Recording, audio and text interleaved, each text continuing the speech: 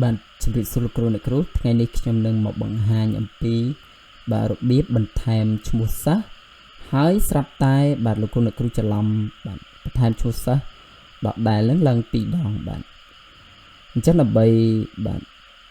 ចូលទៅសិក្សាកន្លែងហ្នឹងទីមួយយើងចូលទៅកាន់បាទឈ្មោះរបស់គ្រូបន្ទប់ថ្នាក់រួចយើងចុចកូនព្រួយនេះបន្ទាប់មកលោកគ្រូអ្នកគ្រូចុចពាក្យបាទគ្រប់គ្រងសិស្សបន្ទាប់មកលោកគ្រូអ្នកគ្រូនឹងឃើញបាទសញ្ញាបូកនេះបាទនៅក្នុងទូរស័ព្ទក៏មានសញ្ញាបូកបែបហ្នឹងដែរហើយមានពាក្យខ្មែររបស់យើងបន្ថែមហើយនឹង add បាទអញ្ចឹងលោកគ្រូអ្នកគ្រូអាចចុចលើហ្នឹងប៉ុន្តែមុននឹងចុចលើហ្នឹងខ្ញុំឧទាហរណ៍ថាខ្ញុំច្រឡំបង្កើតឈ្មោះសិស្សបាទកឹមចន្ទរីនេះបាទ2ដងអញ្ចឹងខ្ញុំចុចទៅកាន់ព័ត៌មានរបស់គាត់បាទអញ្ចឹងគាត់ឈ្មោះកឹមចន្ទរីបាទលេខពាក្យសម្ងាត់0161ភេទស្រីបាទថ្ងៃខែដូចគ្នាហើយមានរូបថតបាទ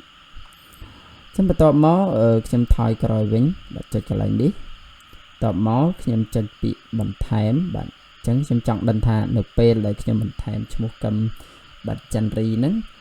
តើខ្ញុំអាចលុបឈ្មោះបាទកូនសិស្សនឹងបានដែរឬទេបាទពាក្យសម្ងាត់គឺខ្ញុំបានថតរួចហើយ01បាទ61បាទភេទស្រីបាទថ្ងៃខែគឺ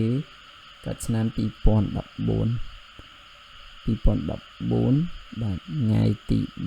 3ខែ3ដែរបាទថ្ងៃទី3ខែ3ឆ្នាំ2014បាទបន្ទាប់មកខ្ញុំនឹងបាទធ្វើការជ្រើសរើសរូបថតប៉ុន្តែកន្លែងជ្រើសរើសនេះដោយសារតែខ្ញុំអត់បាន save ទុកនៅក្នុងបាទ PC មួយនេះចឹងខ្ញុំអត់ទាន់ save រូបទេចឹងខ្ញុំចុចពាក្យបន្ថែមបាទចឹងខ្ញុំនឹងចុចពាក្យបន្ថែមបាទពេលដែលខ្ញុំចុចពាក្យបន្ថែមវានឹងលោតពាក្យថាជោគជ័យបាទអញ្ចឹងយើងនឹងពិនិត្យមើលតើទិន្នន័យហ្នឹងគឺពិតជាមាន2ដងមែនដែរឬទេ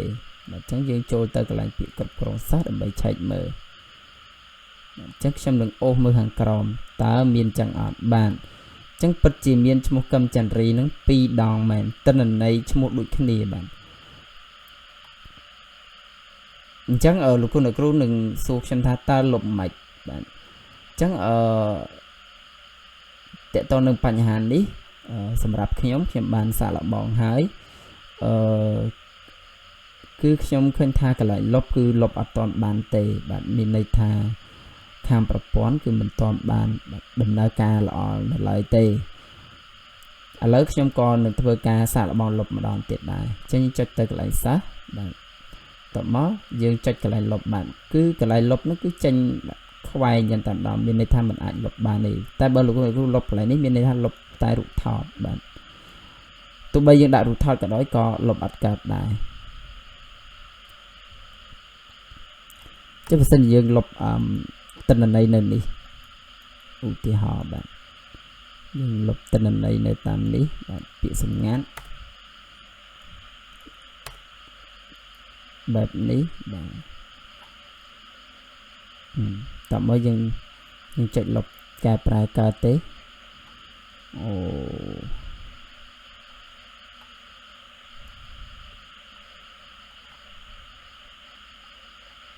ដាក់អត់ទេ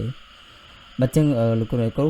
មានន័យថាពេលដែលយើងបង្កើតហើយគឺយើងអត់អាចតលុបបានទេករណីនេះប្រហែលជាខាងបច្ចេកទេសប្រព័ន្ធគឺអត់តបានដំណើរការ